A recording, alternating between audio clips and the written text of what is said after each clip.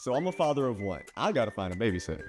I found Care.com and I was blown away. Through the platform, I was able to find local and experienced candidates along with their reviews and rates, which were way more affordable than I anticipated. Care.com really put me at ease knowing that they were all required to go through a background check. If you're like me and you need to find someone reliable for your childcare necessities, check out Care.com. Find the ideal sitters for your childcare needs.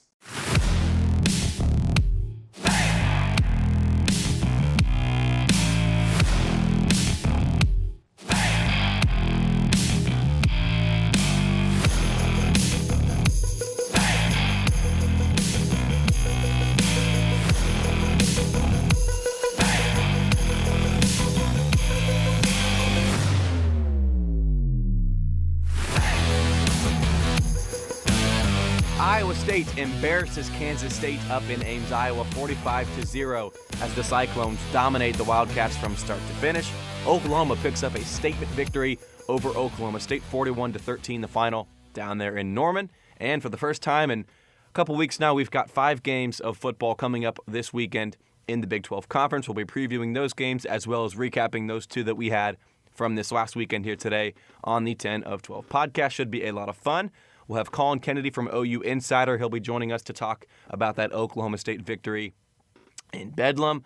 Got a lot to digest from this weekend. I know we only had 2 games, but there is a lot to talk about from both of these ball games. Should be a lot of fun here. Of course, second half of the show, we'll also be getting into our power rankings. There was a lot of movement up at the top as Kansas State was blown out, and there is a new number 1. Hint, hint, it is Oklahoma, as the Sooners are just unstoppable right now. I mean, I know Iowa State had an impressive win of their own on Saturday. I totally get that. We'll be talking about why I have these teams where they are in the second half of the show, but there is no denying that Oklahoma is doing something special down there in Norman at this point in the season. I get it.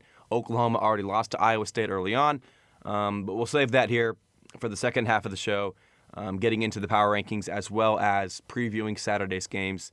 And kind of the Vegas odds for next weekend in the Big 12 Conference. We've got a game actually on Friday, which is Texas hosting Iowa State. That should be a pretty good game the day after Thanksgiving, give you some more football after the full slate of NFL games on Thursday. So we'll get to that there in the second half of the show. First half here, we've got 2 games to get into, like I said. We'll start it off here with Kansas State and Iowa State. 45-0, like I said, this one was pretty much over before it even started. In Kansas State, I mean, I guess it's a little unfair to say that because the first drive of the game, they went down all the way down the field. It was an 80 or 90-yard drive or something like that. And they come up empty at the 2-yard line on 4th and goal. So Kansas State, obviously after, a very, very, very bad, basically rest of the game after that, they had a good game plan to start off the game. And I don't think that Kansas State really ever had a chance, to win this football game. But I think it's fair to ask the question here, okay, what if Kansas State just goes down the field here on that first drive and they score 3 points? Obviously, I think we can all agree that obviously K-State might lose 45-3, instead of 45-0. But what if you see points on the board? What if you're Will Howard and you don't have to press too much because you're still kind of in that game? I don't think K-State had much of a chance to win this game, but that was pretty much the moment in the game right there when K-State came up empty on 4th and goal, where Iowa State just completely ran away with this football game. It was embarrassing. And Kansas State, I know that there's a lot of frustration with this team. It's kind of ironic. It's kind of funny here. If you're a K-State fan, odds are that you were coming into the season saying, hey, this season doesn't matter. It's the COVID year.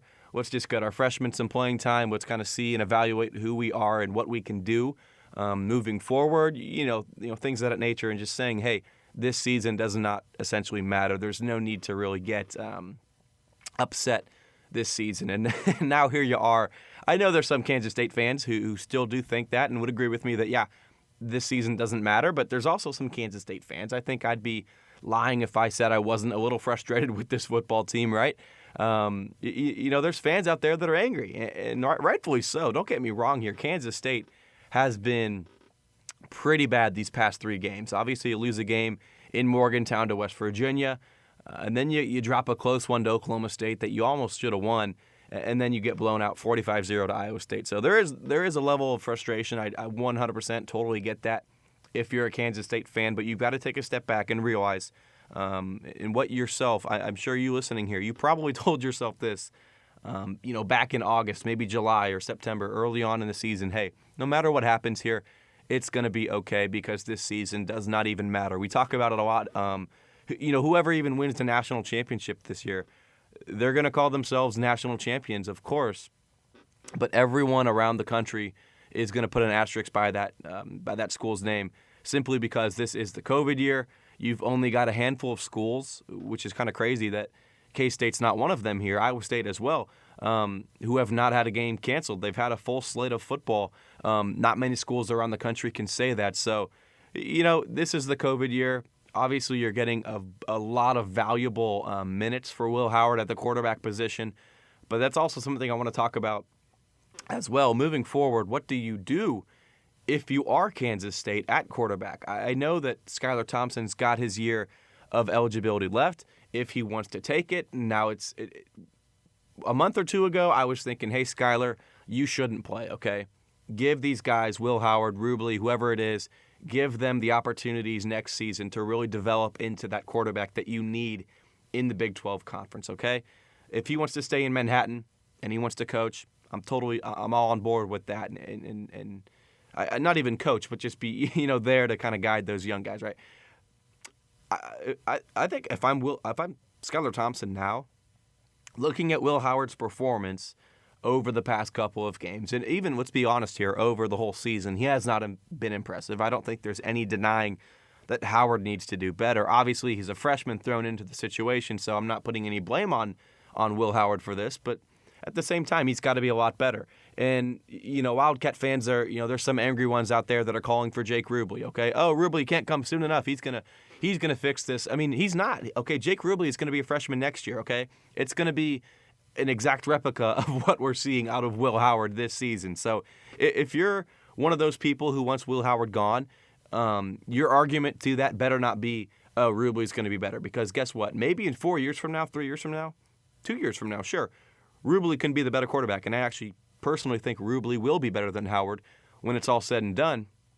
But when you're looking at next season, okay, Will Howard, Jake Rubley, it's tomato. They're going to be the same exact player on the football field. So I think if you're Skylar Thompson, you're Coach Kleiman, you're Collin Klein, whoever kind of goes into that decision, I think you look at it just with this viewpoint here, okay? K-State's not going to be that good next year if Howard or Rubley is playing quarterback, okay? And that's just my personal take. If you disagree with me, that's okay. But clearly, if they have Rubley, another freshman, they're not going to be that good. That's just plain and simple. Look at what happened this year with Howard, okay? I think Howard can make some steps forward next year, sure, but I don't think he's going to compete for a Big 12 title or anything like that. I really don't. So, the argument to Skylar not coming back next year and playing is that he's kind of halting the progression of Howard and Rubley. And I totally get that, but at the same time now, why not? K-State's got a chance to be good next year, right? If Thompson wants to come back, I don't think that he's necessarily halting anything, simply because K-State. I guess let me backtrack here, okay? If you want K-State to be good next year, you want Thompson to come back, okay? Because K-State's not going to be good with Jake Rubley or Will Howard under center, okay? They're just not. They might win some games. They might win a game against TCU, by a touchdown. Where the defense bails them out, stuff like that. But overall, I think it's really worth revisiting that argument. I'm not saying that Thompson should or shouldn't, but I think it's a very you've got to be troubled if you're a K-State fan, because next season might be a real season. We might have hopefully, knock on wood, a vaccine. We should have a full slate of football next season. I'm not confident in that, but let's be real here. That would start in August, September. So you would hope that next year is going to be normal. So if Skylar wants to come back, I'm actually okay with that now. I don't think it makes much of an impact as people think it would on Howard and Rubley. I get it; they're not getting the playing time, but at the same time, man, if you want 3 or 4 years from now,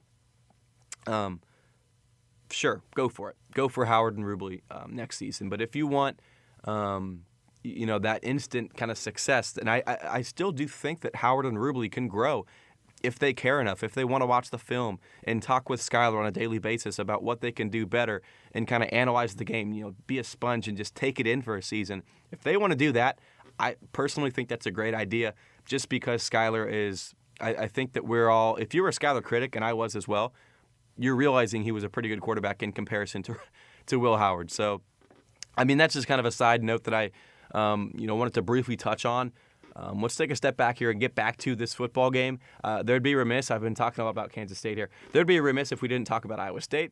They played well. They kicked K-State's butts. And, Breece Hall did it all on the ground. Brock Purdy did it through the air.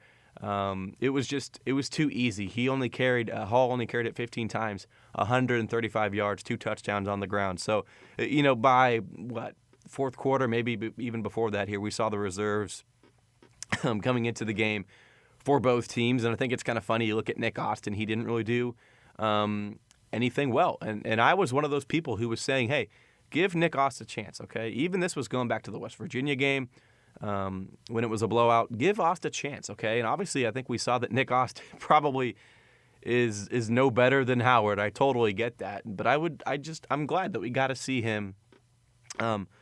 He was given a chance, I guess, at some snaps. And clearly, I think that Howard is the guy moving forward. There's no doubt about that. But it's going to be a long 2 games, I'm afraid, if you're a Kansas State fan moving forward. You've got a game against Baylor, and then you've got a game against Texas here in Manhattan, Kansas. Those are coming into this, probably, I wouldn't even say coming into the season. Let's say 3 weeks ago before that West Virginia loss, you're thinking, yeah, K-State can win both of these games. Now you're going to be thankful if they can just get one victory out of either of those two. So, K-State got blown out by Iowa State. I don't know what else there is to say about this. Probably I was talking about this on Go Powercat on Wabash Station. I would say Vanderbilt in 2017, that's the first game that came to my mind when I thought of a game that really was, embarrassing or frustrating or, just kind of got to me a little bit. I mean, I was kind of checked out of this game before halftime because it was like, okay, K-State's not going to win this football game, If you're a K-State fan, though, that Vanderbilt game in 2017 on the road certainly was I've never been more frustrated, I think, as a K-State football fan than that game. Certainly this one was more embarrassing on Saturday for K-State. But like I said here, I feel bad not talking about Iowa State enough. But they just played a really good football game. I mean, Kansas State just wasn't prepared after a bye week. Iowa State was. And I also mentioned this on that 10 to 12 top 10 here on Go Powercat as well, that you got to give Iowa State a lot of credit for this game. Like I said, they've got a game coming up against Texas.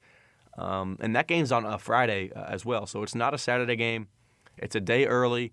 So that is one, less day of preparation for that matchup, down there in Austin. So, give Iowa State a lot of credit for being ready for this game on, last Saturday. So it's kind of cliche to say, but, you don't want to overlook anyone. K-State's probably not as good as Texas. I think we can agree on that. Unfortunately speaking, I think the Longhorns are in a lot, they're in a better position than Kansas State. So, if you're Iowa State, it's very easy to look over the Wildcats and be focused singularly, on Texas on Friday, but they weren't. They came out, they were ready to go, and they got that win, and they handled it like men, and it was just another day at the office at the football field for Iowa State, man. As for Kansas State, I don't know where they were mentally.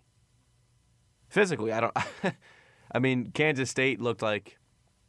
I don't even know what went wrong. I really wish I had some more analysis or something to say about it. I don't know what went wrong. I just think Kansas State's not that good. I think Kleiman did a poor job of preparing his team for this game. Was K-State banged up?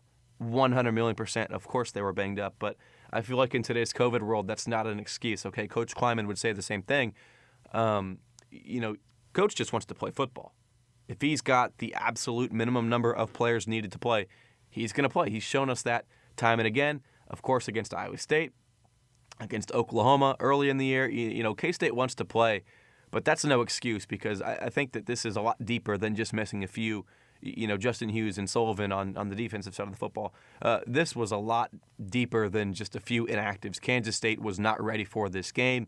I mean, they didn't score a single point up there in Ames. I know they had a chance early on the first drive, but after that, Iowa State just never looked back with that lead they jumped out to early on up there in Ames. That's kind of wrapping things up for that game. An embarrassing 45-0 loss for the Wildcats. I mean, it was what, 35-0 at the half. The over/under was actually, I believe, 47, 48, and 35-0. You're thinking, okay, I bet the over. I'm golden here, and actually the under hit because Kansas State couldn't score a single point. So tough break if you bet the over. If you bet the under, you're very fortunate for that one. Of course, Iowa State covered with ease, winning it by 45 points. Kansas State, I don't know if they've ever embarrassed themselves that much. Okay, Iowa State's a good team. I don't want to take anything away from them. But what was that, a few years ago as well, where they got absolutely blown out by Oklahoma. Oklahoma's Oklahoma, right? If you get blown out by Oklahoma, it's never a good thing to get blown out, but hey, at least it's Oklahoma, right? K-State fan, you go back to 2010, you get absolutely embarrassed at home against Nebraska. At least it's Nebraska. The season following, I think Oklahoma actually blew out K-State there in Manhattan. At least it's, what I mean? At least it's Oklahoma here. And nothing against Iowa State at all. But when it's Iowa State, I think it makes it a little bit more embarrassing and hard to take in if you're a Kansas State fan. The rivalry, is it a rivalry? Yes or no? I'll leave that for you to decide. But certainly this is much more than just a regular Big 12 game. So a frustrating loss for Kansas State. You have every right to be angry at this team if you're a fan. But at the same time, be real with yourself. Okay, this is the COVID year. When it's all said and done, I don't know if many people are going to take this season as seriously as we perceive ourselves to be taking it right now. So take a step back, realize what's happening here. Will Howard's getting some valuable minutes at the quarterback position. Messingham's had some iffy calls.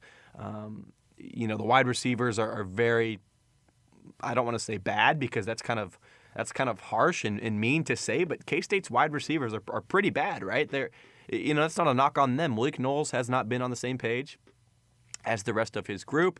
Youngblood's gone. Dalton Schoen, I think we realized that K-State misses him a lot more than we realized coming into the season. You've got a young offensive line that's struggling, so it's a combination of many things. The play calling, the young team. Moving forward, I think K-State can learn a lot from this, not only this game, but this season. I think if you're climbing, do not let this game escape the minds of your players, okay? This is not one of those games where right after the final, second clicks off to 0, you're focused on your next game, Baylor. No. You've got to let this one sting for your team. I'm sorry, but you've got to let them kind of, acknowledge how bad that game really was. I mean, I've never seen a K-State team look that bad after a few weeks ago being 4-0, in the Big 12 play. So that'll wrap things up for that game. Kansas State, Iowa State, 45-0. It was an embarrassment for Kansas State fans, but they've got a winnable game at Baylor. We'll talk about that here second half of the show. Iowa State moving forward. They've got a game down there in Austin against Texas on Friday. So real quick here, Kansas and Texas didn't play on Saturday. They were postponed due to COVID-19. I just want to throw that in there real quick. I think there'd be some remiss if I didn't mention those two schools. And we were supposed to have 3 games this week in Big 12 football. Only had 2 because of the COVID cancellation. And honestly, when that happened, you're thinking, okay, great. We've got K-State, Iowa State, and we've got Oklahoma State. We've got 2 great games. I mean, these were blowouts. Iowa State won it by 45, and then Oklahoma won it by 28 points. So, it's the COVID year, and honestly, I wish we would have had some Texas Kansas, because I think that honestly, I know people might call me crazy, but I think Kansas is bound to make a football game a game sometime soon. I'm not saying they're going to beat Texas, but KU, I mean, they're gonna at least cover a spread sometime soon. in the Big 12 Conference. We'll shift our focus here over to Oklahoma and Oklahoma State, 41-13, the final down there in Norman. Game day was there, a really, really, really, really good atmosphere, if I must say so myself, down there in the Sooner State. Obviously, Oklahoma picking up a big-time win over the Cowboys, kind of moving themselves up into first place of the Big 12 standings. I guess not standings because Iowa State still, of course, sits there. First place in my rankings, I should say. That was impressive. Oklahoma looked really good from start to finish. We'll bring in Collin Kennedy from OU Insider. He is basically the OU expert in my mind. He knows all things OU.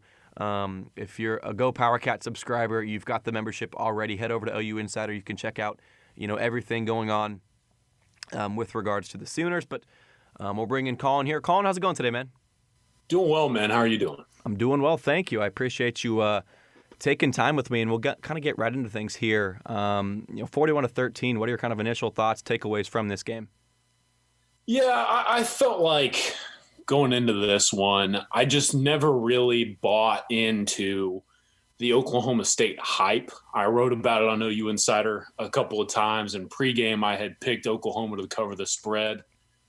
And it's simply because right now Oklahoma has hit that stride, right? I mean, everyone's talking about it. This is probably one of the hottest teams in America, if not the hottest team in the country. And Oklahoma State, to that point, hadn't necessarily faced the level of competition that would probably prepare you for what OU was going to try and do. And I think, honestly, in full transparency, man, I wasn't necessarily impressed with what OU did on Saturday night, and they still won 41-13. And I have to do this report card after every game, and I'm sitting there going, okay, I'm not impressed, but at the same time, it's hard for me to give a lot of these position groups less than higher grades because of simply what was produced. I mean, you look at the stat sheet, Oklahoma State's held to about 2.8 yards per carry, and that's a team that relies heavily on the run, obviously.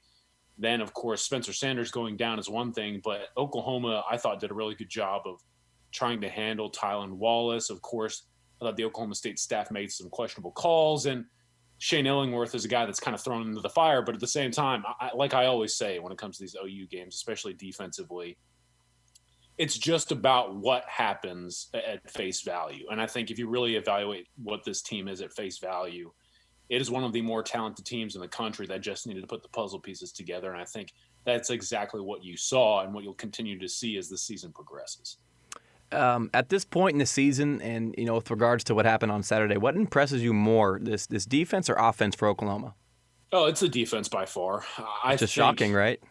It's crazy. I mean, everyone is kind of caught off guard because we're talking so much about OU defense these days, but it's justified because Alex Grinch has done exactly what I think a lot of people anticipated he was going to do, but I think he's done it on a much faster pace than some expected. And I think a lot of credit has to go, obviously, to the defensive line. I mean, that's probably the sole reason why I am so impressed with the OU defense. It's because this defensive line is arguably the highlight of the team. Yes, Spencer Rattler has been very good in his redshirt freshman season.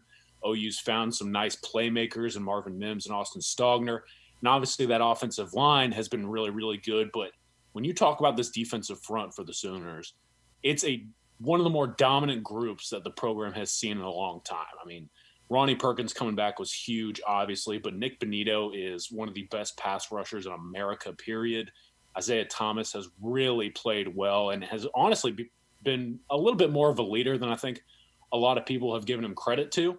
And then Perrion Winfrey, the JUCO transfer, who was so hyped, he needed time to adjust, but as he has adjusted, he has met the level of play like those other guys. And now, I mean, those four together have become nearly unstoppable. So for me, it has to be the Oklahoma defense right now, and it has to be because that defensive line has put it on its shoulders. Now, there are still things to improve, obviously. The defensive backfield, there are ups and there are downs, but the linebackers are getting better. Those corners are really starting to find themselves. I think like Woody Washington is a young guy who was really impressed throughout the year. And DJ Graham showed flashes, and he's a true freshman. And obviously those safeties, they have experience. It's just about continuing to find themselves and build that confidence. And I think that they can, because a lot of those guys are not only good football players, but good people. So the OU defense for me, man, has been the storyline of the season. And I would really shout out the defensive line while we're talking about it because they've just been simply outstanding. Overall on the season, how would you kind of give Spencer Rattler a letter grade, so to speak? I know that there's a lot of people around the country that have been pretty critical of him, especially over, I guess not now, but, over the first few games, he was catching some criticism. And I was certainly one of those people, but over the last, 4 or 5 games, he has been pretty much unstoppable. But as a whole, we take a kind of a step back here. How would you rank his performance? How would you grade his performance this season so far? Yeah, I'd give it a B, right? I think that's kind of the ballpark you're talking about when it comes to Rattler's play this year, taking some losses. He had the turnover bug bite a couple of times. But, here's the thing, man. Everyone knew, especially those who have evaluated him in the past and have been around him, that he was going to progress and put those things together. Mm-hmm. Now, yeah. Rattler has a mindset that I felt like had to be matured for the Division I level. He needed to learn to sometimes take what the defense is giving him or just try not to play hero ball, because for so long he's been the best player on the field, no doubt. And now it's, okay, I have to figure out what these defensive coordinators are trying to do and then just simply feed off of that.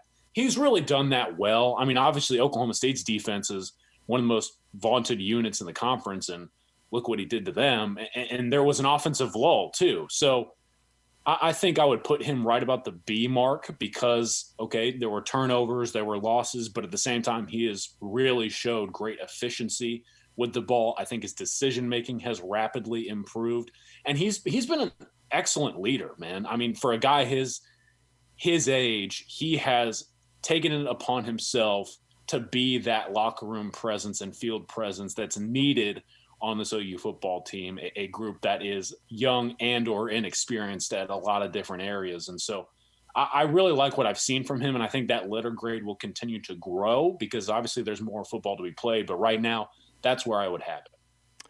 Which team around the Big 12, if you're an Oklahoma fan, is going to scare you the most? Is it Iowa State? Is it Texas? Yes. I know they've got a good game coming up on Friday, but which of those two teams, or is it maybe a team like West Virginia who can maybe squeak in there on Saturday? Who do you think can give OU a run for its money coming up here down the stretch? Yeah, I'm not overlooking the West Virginia game by any stretch, right? I think that defense is really, really strong. I know going into this past weekend, they were top 5 in total defense, if I remember correctly. They were well up there. Those Mountaineers have done a great job on that side of the football. And obviously, Jarrett Dagey, Lady Brown, they have players like TJ Simmons who can really make you sweat. But obviously Texas comes to mind because of simply the rivalry factor and what the Longhorns have been able to build from a familiarity standpoint in facing Lincoln Riley. But I have to go with Iowa State this season because that defensive structure is always going to give OU fits. I think that Matt Campbell has done an outstanding job of convincing his guys that they can meet and even be better than Oklahoma on the field week in and week out, which I don't know that that's necessarily the case across the conference, and it shows. But whenever you play Iowa State, they're going to want to play you tough. And Oklahoma has obviously had an extreme issue facing the Cyclones either on the road or at home. It doesn't even really matter who's at quarterback. But now the Cyclones have a guy like Brock Purdy who you really have confidence in at times to up his level of play and go against a team like the Sooners. So for me, specifically this season, when you're talking about the conference, I feel like it would be Iowa State. And obviously there is a position and situation where those two teams would meet in the conference championship. I hope that is the case because obviously Oklahoma would like to avenge that loss, but also I think it would be a great measuring stick for us to see how far this team has come since that loss against the Cyclones. At this point in the season, in my mind, I don't know if there's any team that's really shattered expectations or really underperformed. I know at the beginning of the year, Oklahoma was one of those teams that was struggling. K-State was really on fire, and now they've come back down to earth. So for me, there really isn't a team that sticks out as a shock or a surprise. Is there anyone, any team to you that kind of sticks out that you weren't kind of expecting to play the way that they've been playing so far? Yeah, I'm going to go with TCU, man. I really felt like the Horned Frogs going into the year had a real opportunity to make some noise in the conference, and I think a lot of people felt the same way. Now, I would also credit that to, okay, the Duggan situation in the preseason was not great, and I'm glad that he's feeling better. But that offensive line is atrocious. And I wrote about it in my Big 12 preseason preview. If TCU can just protect him, they have a ton of weapons. Now, those weapons still haven't really progressed to the level that offensive staff needs them to. And I think Duggan is a guy who's really, really good. It's just he can only run for his life for so long. I mean, no one else could really do much at times with what he's dealing with from a pressure perspective. And I think, obviously, when you talk about TCU as well, the defense has been a little bit underwhelming. They went into the year with arguably the best safety duo in the nation in the preseason and easily in the conference. Garrett Wallow at linebacker's a stud. They have a bunch of really good level players on the defensive line, like Corey Bethley, for example. And Noah Daniels, by the way, at cornerback in the early season was locked down. I mean, he was shutting down dudes left and right, and still the Horned Frogs failed to meet the level of expectation that I think a lot of people put on them. So for me, I really did feel like going into the season, TCU is going to be a much bigger problem for the teams towards the top of the conference. But right now, I don't know that a lot of teams are really afraid of playing the Horned Frogs right now, and that's not necessarily something we typically say when we talk about a Gary Patterson-led unit. Let's go back to that Oklahoma State game real quick. I feel like we didn't spend enough time on that. Spencer Sanders going out, he was off and on the field for pretty much the whole game.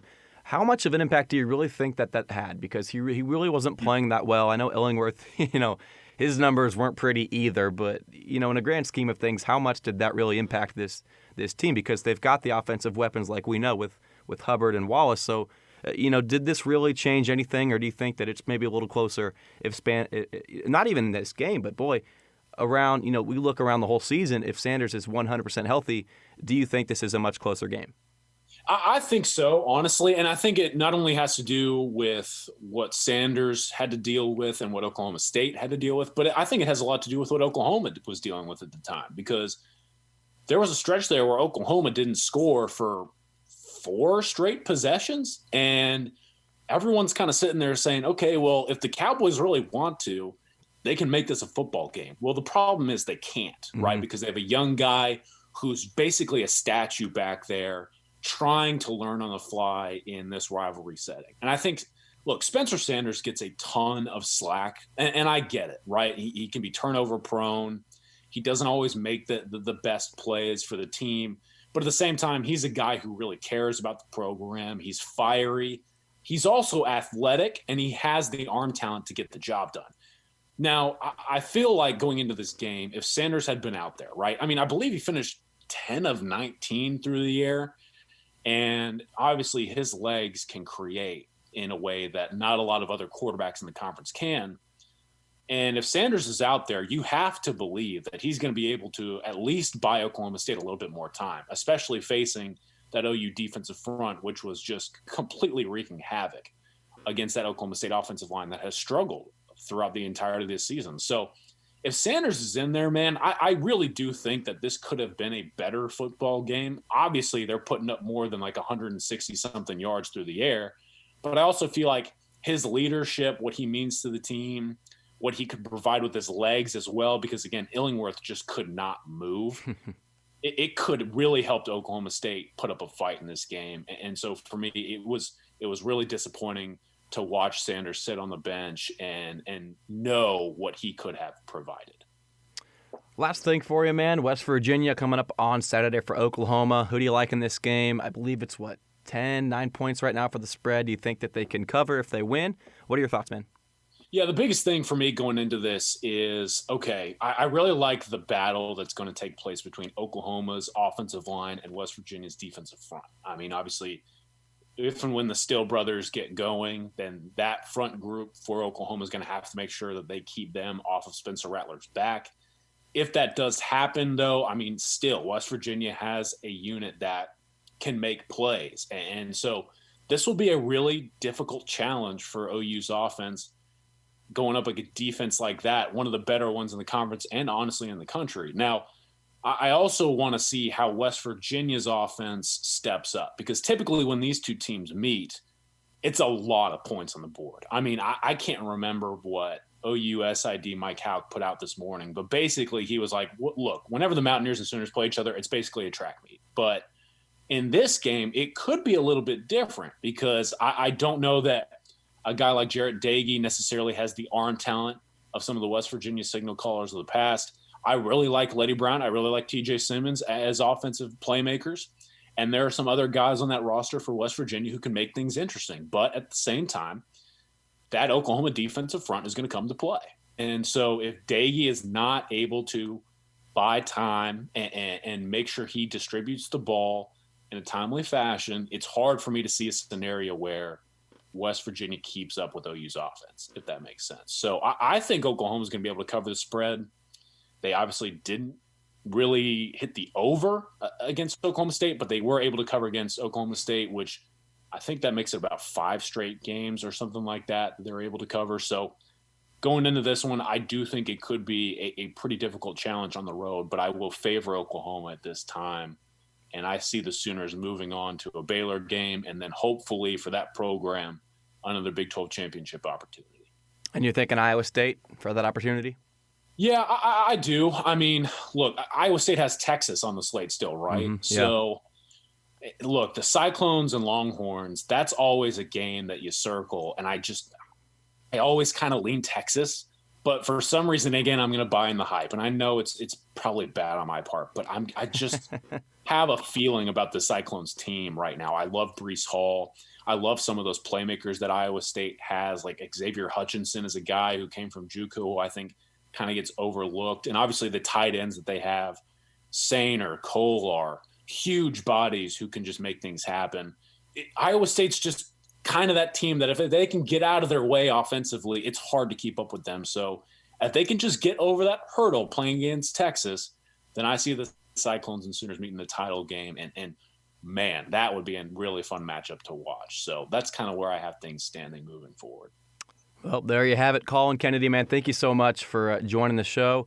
Everyone, be sure to check out everything he does over at OU Insider. If you are a subscriber to GoPowercat.com, you've got access to everything they do over there. Collin does a great job. Collin, thanks so much, man. Appreciate you. Yeah, really fun. Thanks again. Be right back here after a quick break for the second half of the show. We're talking some preview of next weekend's games as well as getting into our power rankings as we do every week here on the 10 of 12 podcast.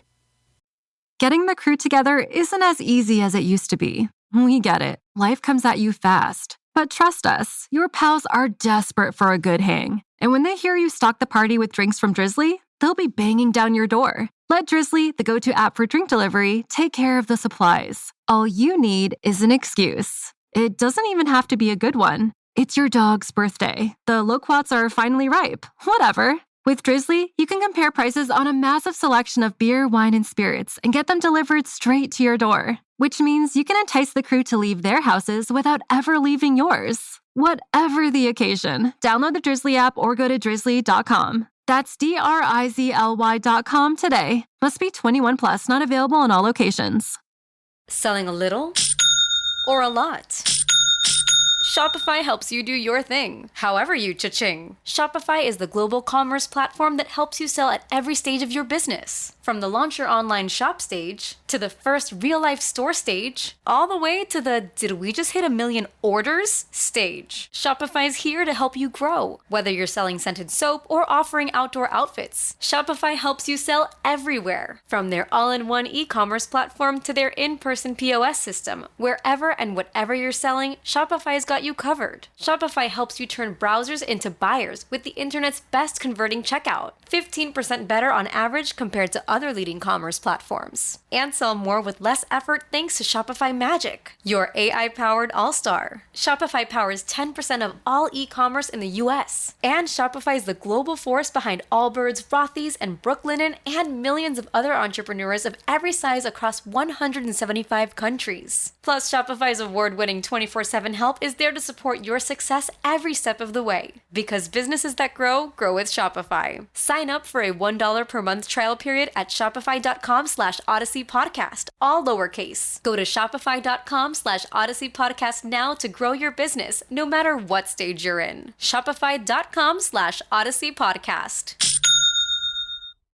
Welcome back in here to the 10 of 12 podcast. I am your host, Ryan Gilbert. Second half of the show coming your way as we preview the upcoming games we've got coming up this weekend in the Big 12 Conference, as well as going through our power rankings as we do every show here.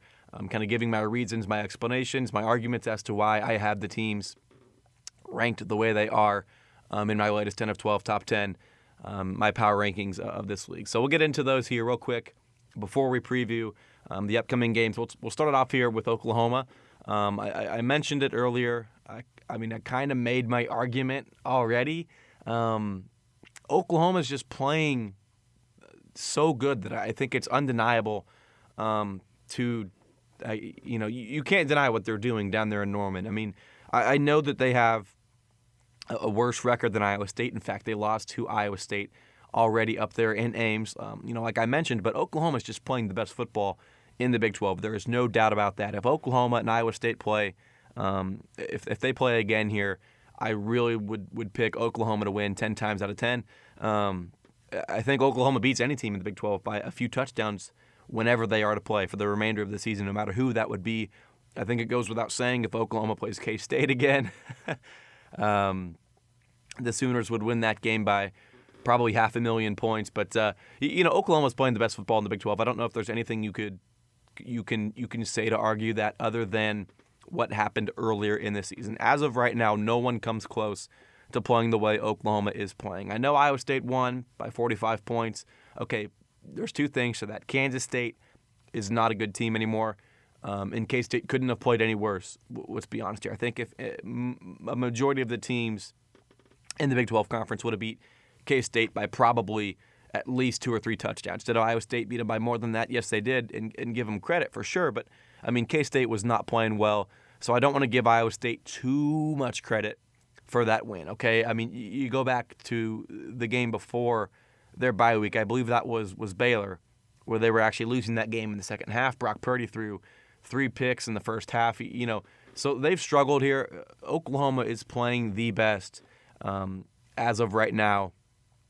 No team in my mind even comes close. Iowa State, though, is in my second spot. They jump up a spot as well in this week's rankings. Iowa State played its best all-around game of the season on Saturday. We'll give them credit for that, like I said. But at the same time, Kansas State really did struggle in that game. So that's kind of 1. That's kind of 2. Iowa State is at number 2. Oklahoma is at number 1. And then who was number 3? Pardon me. Number 3 now is Oklahoma State. And the Cowboys were at number 1 last weekend. And boy, was I pretty. I was almost tempted to slip Oklahoma State back even after the win to Kansas State. I couldn't get myself to do it, and now I really wish I would have done. Wish I would have kind of slipped them back because Oklahoma State. I like them at number 3 right now, but not by a lot. Oklahoma State is pretty much a middle-of-the-pack team in the Big 12 at this point. I think that they're the best of that pack. I think that they've got a lot of potential. They've got a lot of playmakers on the offensive side of the football. We, of course, we all know that. But their defense is good as well, but they're just not. Things aren't clicking, and I think COVID might be the biggest issue for that. But things are not coming together for Mike Gundy's squad. They had those issues before the season started with regards to, their players being unhappy with Coach Gundy. I don't know if that has anything to do with it.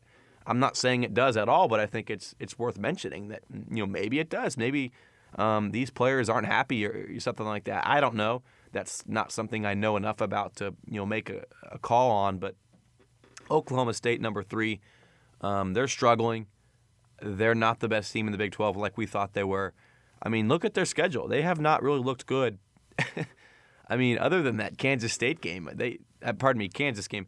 Other than the KU game, they have not looked good. The Kansas State game, ugly. West Virginia had more yards than them, I believe. Texas beat them in Stillwater. They get blown out by Oklahoma. This team, even the game against Tulsa was pretty ugly. So Oklahoma State's not really that good of a team.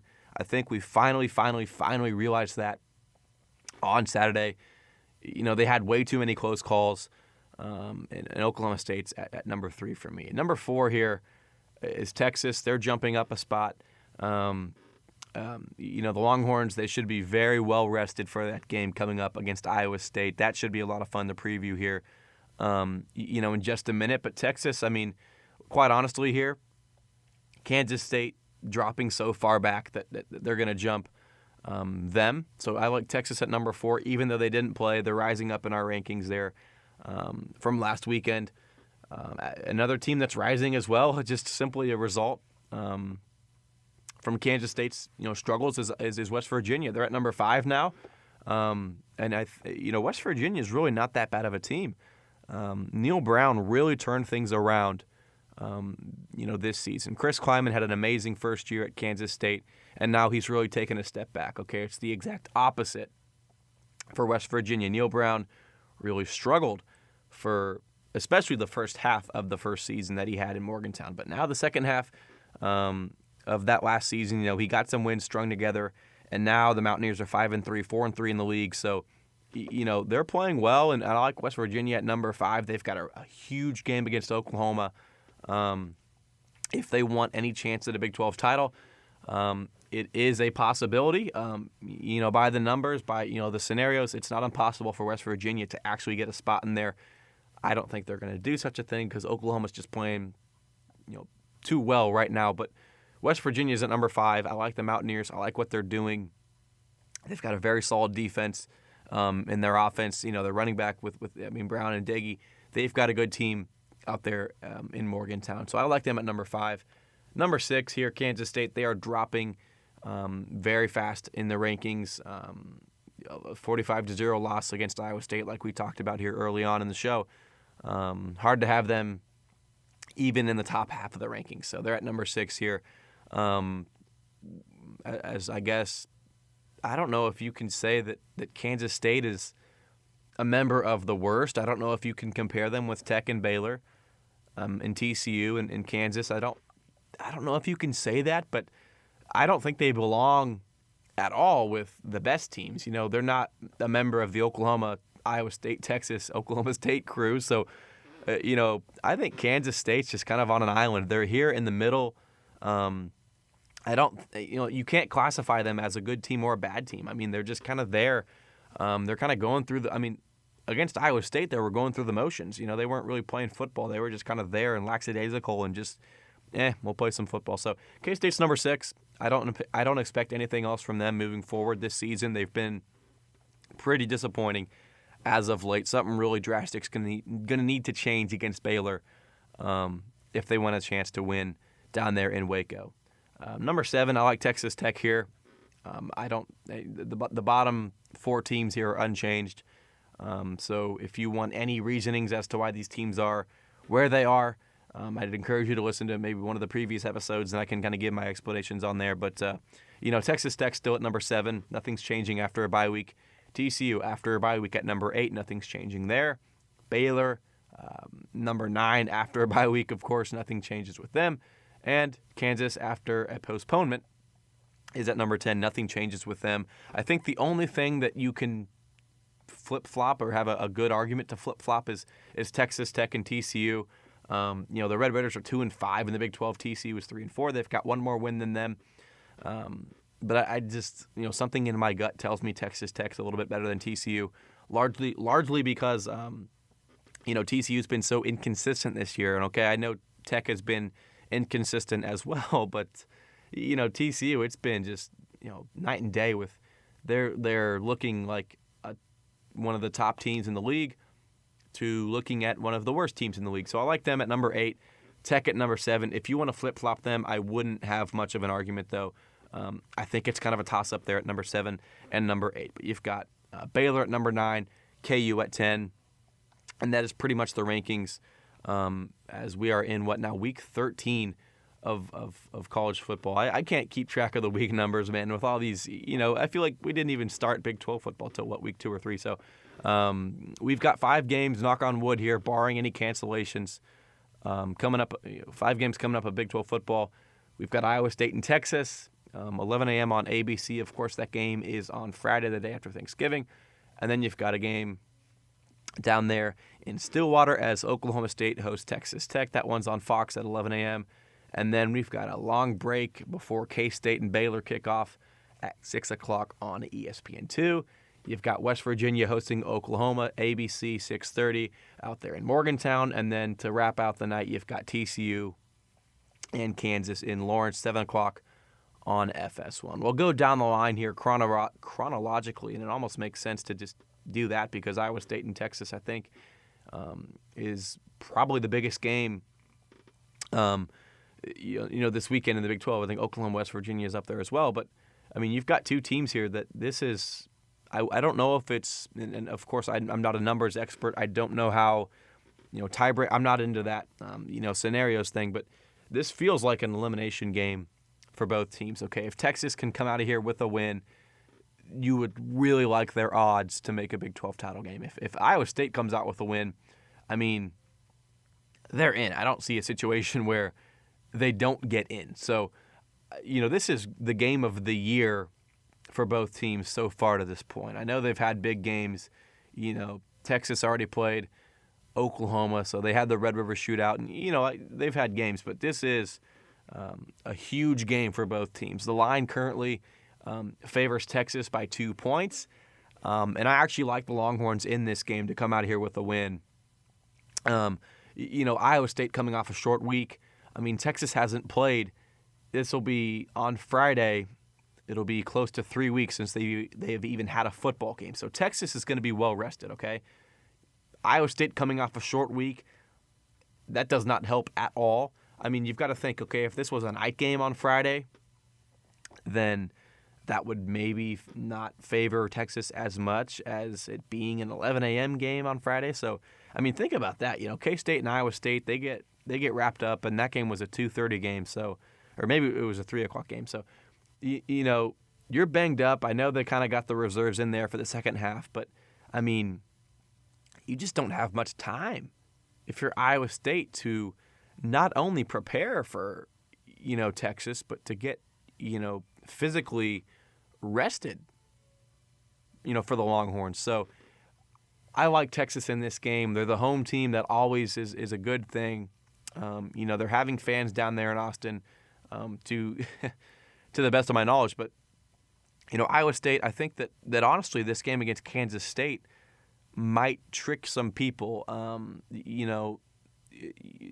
of the biggest tips that I've kind of gathered with placing bets on games or something like that is you can't let a previous game determine, what's going to happen next, okay? You got to look at this team as a whole and what they've done so far this season. Iowa State struggled, and of course Texas has struggled as well. But, and going back to what I mentioned earlier here with the Kansas State game on Saturday that that Iowa State had, the Cyclones were focused singularly on Kansas State, right?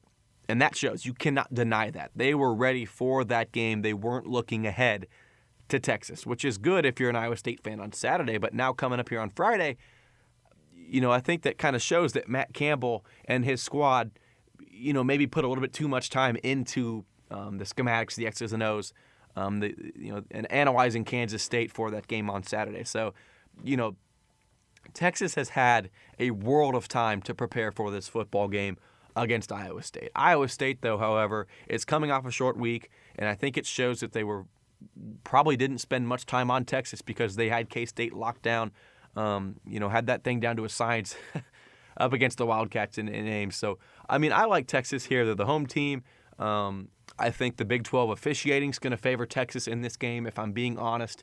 If you're the Big 12, let's be real here. Who do you want playing, representing your league in Dallas in the Big 12 title game? Of course you want Texas. So I'm not saying the game is rigged for Texas, but if there's a call here, there's a call there that goes in favor of the Longhorns. I would not be surprised one bit, about that. And you look at the Big 12, man, just because Texas and Oklahoma aren't the best teams doesn't mean the league isn't good. It drives me crazy when people say that.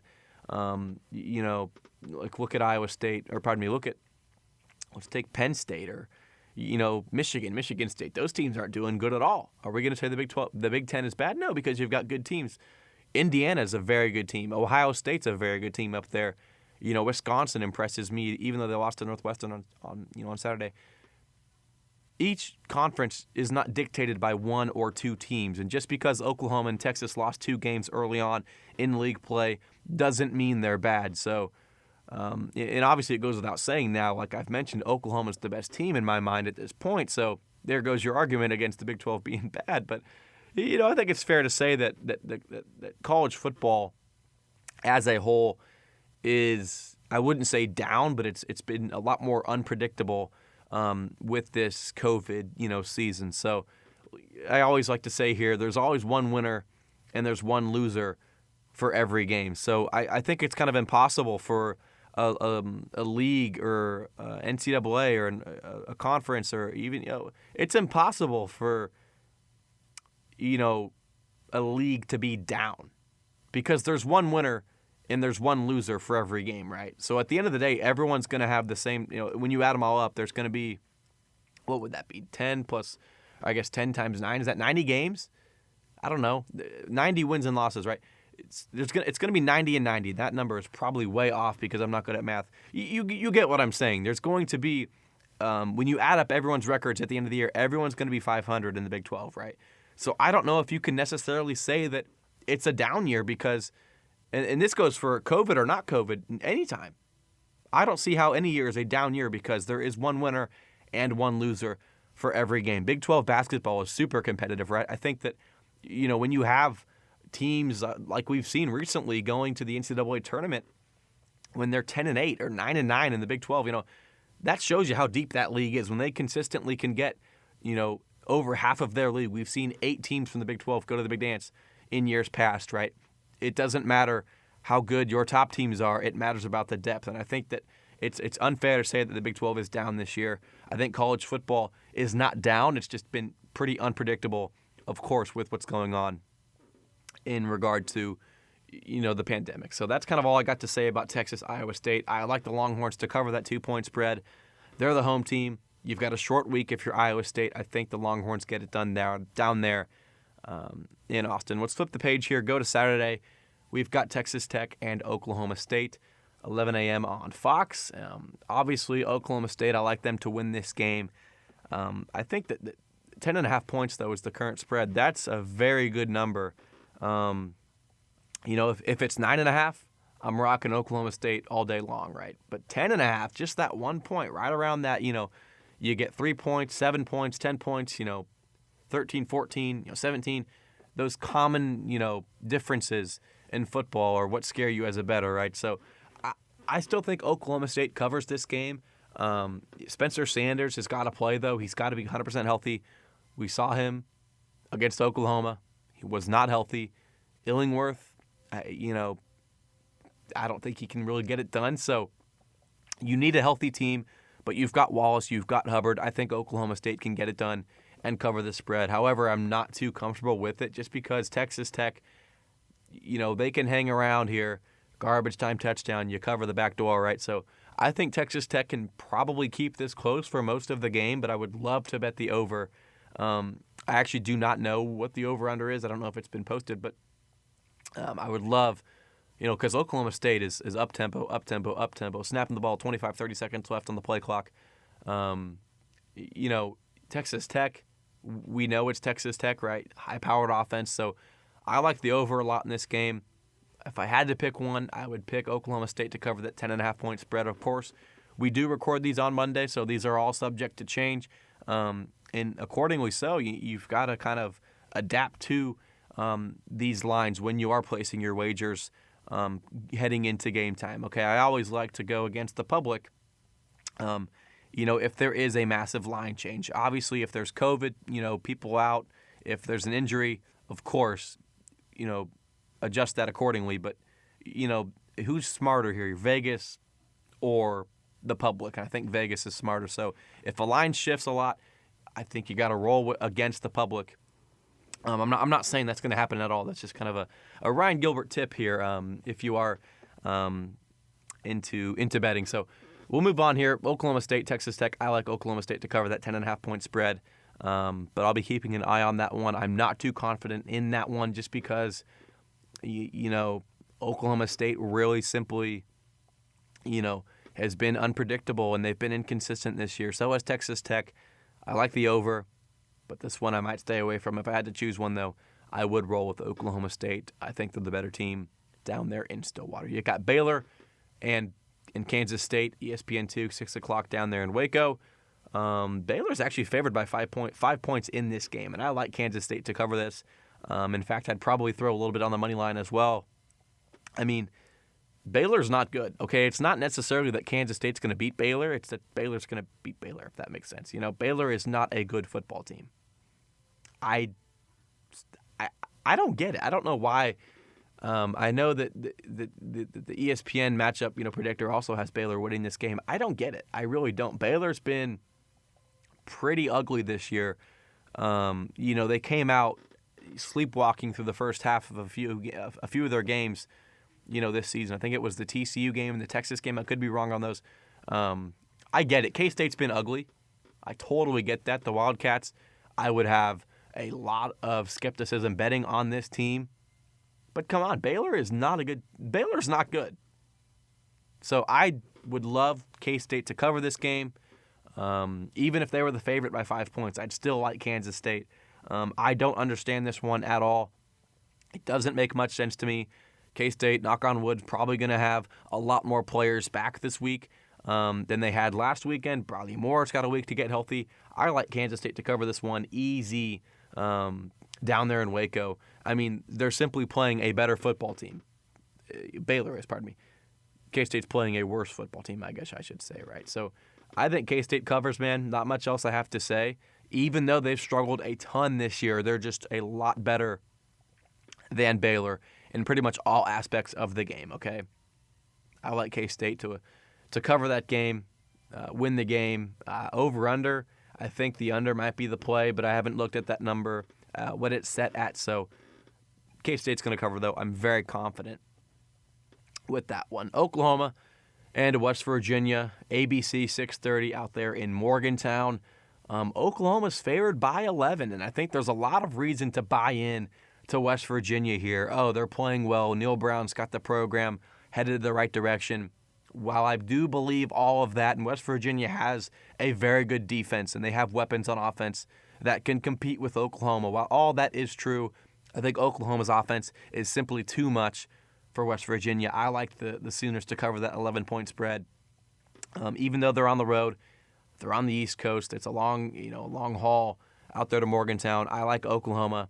They're head and shoulders above any other team in the Big 12, including West Virginia. So I think that the over is probably the play here just because Oklahoma's offense is so potent. Rattler is impressing me week by week. He played well against Oklahoma State. West Virginia, a good team. I just don't see it happening. Oklahoma's going to cover this one out there in Morgantown. Like I said, I love the reason to believe if you're a West Virginia fan, but I like Oklahoma to get this one done out there in Morgantown. TCU and Kansas is the last game we have here, 7 o'clock on FS1. I'm going to reach into my pocket here and flip a coin here. I don't know. I mean, TCU's been bad. KU's been very bad. So, I mean, really, I'd probably stay away from this one. Flip a coin, and you've probably got better odds than listening to anything I have to say. We haven't seen Kansas in a few weeks. We haven't seen TCU since they lost 24-6 against West Virginia in Morgantown. So, I don't know. This one's tough. I'm probably going to stay away. I like the under just because I don't see both teams scoring many points. If I had to pick, though, I'm going to rock with Kansas. 24.5 points is the spread. TCU is going to win this game. Don't get me wrong, but as far as the spread goes, I like Kansas. I think that they can get it done. Losing that game by less than 24 points is something that is possible. We like to talk about the warm weather teams heading up north for the cold weather games. Kansas has the advantage in this one. So I'm going to rock with Kansas here to cover, even though I'm not confident with that. I think TCU it's very hard to be confident with their consistency this season in the Big 12 Conference. That pretty much wraps things up for the show. I mean, we've got 5 games coming up of Big 12 football. Should be a lot of fun to watch those teams. Special thanks to Collin Kennedy from OU Insider for hopping on the show. Always great to be talking with him, get his insights, get his knowledge on the Sooners. Kansas State, Iowa State, man, ugly game. Oklahoma State, a very good win for the Sooners. That's pretty much it here. Real quick, be sure to follow us on Twitter at 10of12podcast. I'd appreciate that very much. You can stay up to date with everything going on around the Big 12. Highlights, scores, updates, predictions, everything is there on Twitter at 10of12podcast. Basketball season is here. So I think next week we'll probably get a little basketball involved as well. We haven't seen a single game yet. We could do some previews, but for the meantime, let's just talk football. Hopefully you will tune in next week, though. I mean, basketball is kind of I love basketball, and don't hate me for this. I love basketball more than I love football in regards to the college aspect of it. I love NFL. Nothing tops that, but college basketball was one of my favorites. I love it. If you've enjoyed these football podcasts, you're certainly going to enjoy the basketball ones as well.